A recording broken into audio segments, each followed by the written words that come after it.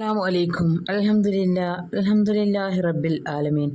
ഇന്ന് നമ്മൾ പുണ്യമാക്കപ്പെട്ട റമദാൻ മാസത്തിലാണ് ഉള്ളത്.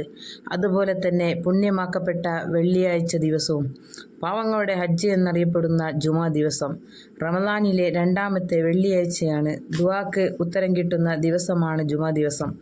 ഇന്നത്തെ ദിവസം നമ്മൾ അള്ളാഹുവിനോട് പൊറുക്കലിനെ തേടുകയും നമ്മുടെ ആവശ്യങ്ങളെല്ലാം പറഞ്ഞുകൊണ്ട് അള്ളാഹുവിനോട് ദുആ ചെയ്യുകയും വേണം. ഇന്ന് ഞാൻ പറയുന്നത് ഈ പുണ്യമാക്കപ്പെട്ട റമദാനിലെ പുണ്യമാക്കപ്പെട്ട വെള്ളിയാഴ്ച ദിവസം പ്രതിസന്ധികളിൽ നിന്നും വിഷമതകളിൽ നിന്നും എല്ലാം രക്ഷ കിട്ടാൻ വേണ്ടിയിട്ട് എല്ലാത്തിനും പരിഹാരം, അതാണ് ഇന്ന് പറയാൻ പോകുന്നത്. നമ്മൾ എന്തു ചൊല്ലുമ്പോഴും ഉത്തരം കിട്ടുമെന്ന ഉറച്ച വിശ്വാസം കൽബിൽ വേണം. ഉത്തരം കിട്ടുമായിരിക്കും എന്ന പ്രതീക്ഷയില്ലാത്ത മനസ്സോടെ ദുആ ചെയ്താൽ അതിന് ഒരിക്കലും ഉത്തരം കിട്ടില്ല.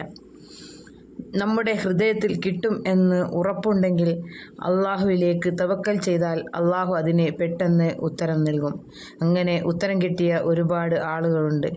എൻ്റെ റബ്ബ് എന്നെ കൈവിടിയില്ല, എൻ്റെ കൂടെ ഉണ്ടാവും എന്ന ഉറച്ച വിശ്വാസം വേണം. ദുആ വിധിയെപ്പോലും തട്ടിമാറ്റാൻ കഴിവുള്ള ആയുധമാണ്. ചില കാര്യങ്ങൾ അള്ളാഹുവിനെ ഏത് സമയത്താണ് അവർക്ക് നൽകിയാൽ ഉപയോഗപ്പെടുക എന്ന് അള്ളാഹുവിനറിയാം. ഏത് സമയത്ത് നൽകുക എന്ന് അള്ളാഹുവിനറിയാം. നമ്മൾ ഹൃദയത്തിൽ എന്താണോ നിറവേറാനുള്ളത്, എന്ത് ആഗ്രഹമാണോ നടക്കാനുള്ളത്, അത് നടന്നു കിട്ടാൻ വേണ്ടി ഈ സമയത്ത് ദുആ ചെയ്യുക. ഇൻഷാ അല്ലാഹ് ഉത്തരം കിട്ടും. ആ ദുആക്ക് എത്രയും വേഗം ഉത്തരം കിട്ടും, അത്രയും പവർഫുള്ളാണ്. ഇന്ന് ഞാൻ പറയുന്നത് ഫാത്തിഹയെ കുറിച്ചാണ്. അസർ നിസ്കാര ശേഷം ഈ പറയുന്ന രൂപത്തിൽ ചൊല്ലുകയാണെങ്കിൽ തീർച്ചയായും ഉദ്ദേശം നിറവേറിക്കിട്ടും. വെള്ളിയാഴ്ച ദിവസം അസർ നിസ്കരിച്ച ശേഷം ആ നിസ്കാരപ്പായയിൽ ഇരുന്നു കൊണ്ട് മുത്തുനബി സല്ലല്ലാഹു അലൈഹി വസല്ലം തങ്ങളുടെ പേരിൽ സ്വലാത്ത് ചൊല്ലുക. ഇബ്രാഹിമിയ സ്വലാത്ത് 3 പ്രാവശ്യം ചൊല്ലുക.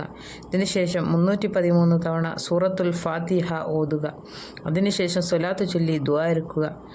അതിനുശേഷം വെള്ളിയാഴ്ച അസറിന് ശേഷം മഗ്‌രിബിനോട് അടുത്ത സമയം നമ്മൾ ചൊല്ലേണ്ട ദിക്റായ യാ അല്ലാഹു യാ റഹ്മാൻ എന്നത് 1000 പ്രാവശ്യം ആ ഇരുത്തത്തിൽ ഇരുന്നു കൊണ്ട് തന്നെ ചൊല്ലുക.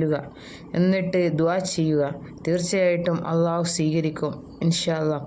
വിഷമങ്ങൾ ഉള്ളവർ, കടം ഉള്ളവർ, ജോലിയില്ലാത്തവർ, വീടില്ലാത്തവർ, ഭർത്താവിൻ്റെ ദുസ്വഭാവം മൂലം ദുരിതം അനുഭവിക്കുന്നവർ, ഭാര്യയുടെ ദുസ്വഭാവം മൂലം ദുരിതം അനുഭവിക്കുന്നവർ, അതുപോലെ മക്കളുടെ സ്വഭാവ ദൂഷ്യം കൊണ്ട് വിഷമിക്കുന്നവർ, ഇങ്ങനെ എന്ത് വിഷമങ്ങളും പ്രയാസങ്ങളും ഉണ്ടെങ്കിൽ നിങ്ങൾ ഉറപ്പായും ഇത് ചൊല്ലുക. അള്ളാഹു ഉത്തരം നൽകുക.